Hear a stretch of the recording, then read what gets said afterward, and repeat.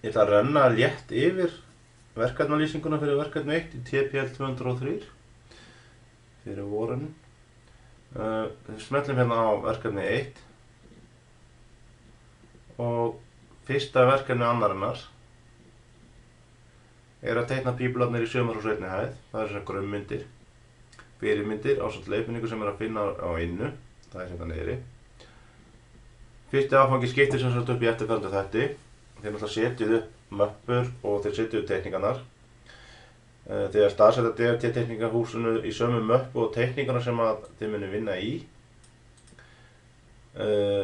B-liður, opnið þá grunngrána sem er hérna inni og seifið henni sem DRG í möppinu ykkar.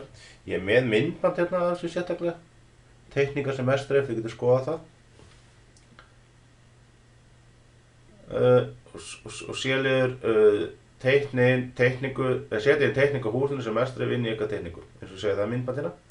Teikningaverkefni sjálft er síðan að teikna frárennslið, teikna neysluvatnið, grunnmynd, rúmmynd og tengimynd, hitakerfi og snjóbræðslu.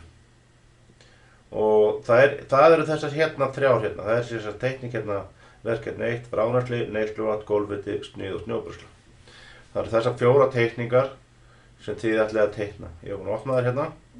Hérna er sniðmyndin af snjóbræðslunu í stiganum úti og í stéttinni. Hérna er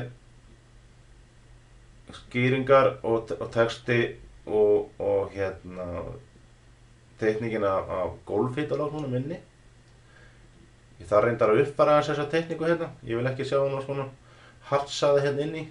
Þið munið fá nýja teikningu þessu fljótlega. Hérna er neysluvatnslagnateikningin. Þetta eru rörkerfi. Þið sjá hvernig þetta liggur í plötunni. Þetta er ekki svona reglu. Þetta miðast við það rörkerfi. Þetta endurnýja lagnina síðar. Og hérna er útisturta. Hérna er setlaug úti, eldhúsið, baðherbergið og sturta hér. Og síðan hérna rúmmynd af sömu lögnunum hérna. Og sýnir hérna sko hvernig þetta tengist innbyrðist í rúmmynd. Það er svona mjög gott að átta sig á hérna sérstaklega þá hæðum og öðru á tækjum. Og svo náttúrulega þetta rúmmyndir sérstaklega nauðsynlegt þegar við farum að teikna hús á 2 hæðum eða jafnvel meira. Síðan er tafla hérna yfir töppunarstæði, þetta útbúiði. Setjum svona skýringar og sjálfsögðu merkið í teikningar með ykkar nafni. Þetta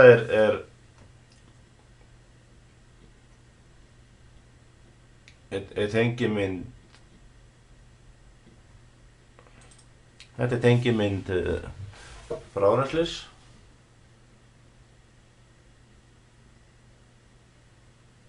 Og hérna sýnum við á grunnmyndinni og sýnum við hérna frárennslisstaðina. Sjá hérna undir salinu hérna fyrir vaskinn og það er gólfniðurfall hér, eldhúsið hérna og svo útisturtan og svo er þetta sýnt svona í frárennslu. Það sem vantar inn á þessar grunnmyndir reyndar aðeins lengra lögn hérna fyrir sturtuna. Passið ykkur á því. Hérna eru tappinarstaði fyrir uppþvottavélina og eldavélina, eldhúsvaskinn ekki eldavélina, sem er hérna í eldhúsinu. Og það vantar eina lögn hérna fyrir útisturtuna. Þannig að þetta er verkefnið, fyrsta verkefnið, teikna pípularnir í sumarhús einni hæð.